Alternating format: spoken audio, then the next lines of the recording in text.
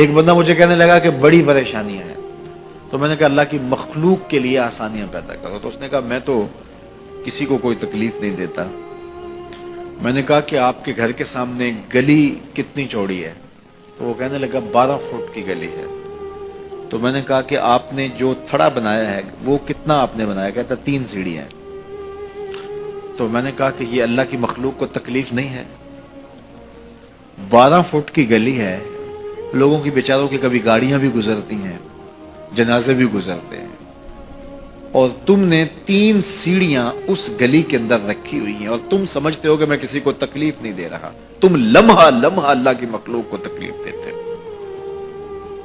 لمحہ لمحہ میں گزرا ایک گلی سے تو اچانک لائٹ چلی گئی تو میرا گھٹنا زور سے ٹکرایا تو زخمی ہوا. کتنے دن زخمی رہی پرانی بات ہے. تو وہ کسی نے اپنے گھر کے سامنے 3 فٹ اونچا گٹر بنایا ہوا تھا. 8-10 فٹ گلی ہے اور 2 فٹ کا گٹر اونچا بنایا ہے، اور گلی سے ہم جا رہے ہیں تو گھٹنا لگا اور زخمی ہوا. پتہ نہیں کتنوں کے زخمی ہوئے ہوں گے، کئی بیمار گرے ہوں گے، لیکن اس نے اس کو ہٹایا نہیں ہے، اس لیے کہ وہ سمجھتا ہے کہ گلی پر اتنا تو میرا حق ہے کہ میں اتنی پہ قبضہ کر لوں. تو وہ اللہ کی مخلوق کو تکلیف دے رہا ہے، اللہ کی مخلوق کو اذیت پہنچا رہا ہے. اپنی موٹر اس نے باہر لگائی ہے، 10 مرلے کا مکان ہے، سب کچھ اس کے مکان کے اندر موجود ہے.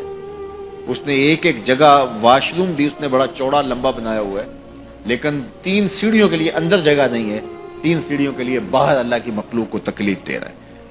تو اللہ کی مخلوق کو جس قبیل سے بھی آپ تکلیف دو، آپ اگر اونچی آواز کرتے ہو جس سے ہمسایہ تنگ آتا ہے، تو یہ بھی اللہ کی مخلوق کو تکلیف دینے کے مطلب.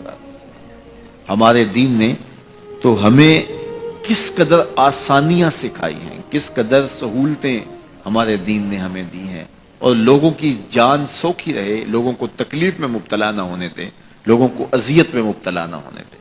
میں تو یہ بھی دیکھتا ہوں کہ لوگ 12 فٹ کی گلی ہے اور اس کے اندر دکان ہے، تو سامنے اس طرف کا جو ہے وہ موٹر سائیکل کھڑا کر کے تو اندر سے جو ہے وہ کوئی چیز خرید رہے ہوتے ہیں.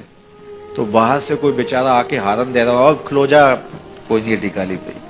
یعنی یہ بدتمیزی کی انتہا ہے، اور یہ ہمارے معاشرے کا المیہ ہے. لوگوں کے لیے اذیتیں پیدا کرنا، لوگوں کے لیے تکلیف پیدا کرنا، جبکہ ہمارے دین کی تعلیمات یہ ہیں کہ دوسروں کے لیے آسانیاں پیدا کرو، دوسروں کے لیے جو ہے وہ خیر پیدا کرو تو تمہارے لیے خیر پیدا ہوگی. تو اس لیے فرمایا گیا کہ جس نے کسی شخص کے لیے آسانی پیدا کی تو اس کے لیے بھی آسانی پیدا ہوگی، لیکن صرف دنیا پہ نہیں ہوگی بلکہ اس کے لیے اس کے بدلے میں آخرت میں بھی آسانی پیدا ہوگی. تو یہ اگر ہم مزاجی زندگی بنا لیں تو وقت نہیں لگتا کوئی اس پہ، تو اللہ تعالیٰ جل شانہ آسانیاں پیدا کر دیتا ہے. ویسے بھی آپ کسی کی دل جوئی کریں، کسی شخص کی مدد کریں، کسی کے لیے آسانی پیدا کریں محض اللہ کی رضا کے لیے، آپ کے اندر جو طمانینت اترے گی، جو ٹھنڈ پڑے گی، اس کا کوئی جواب ہی نہیں ہے. تو لوگوں کے لیے آسانیاں پیدا کریں.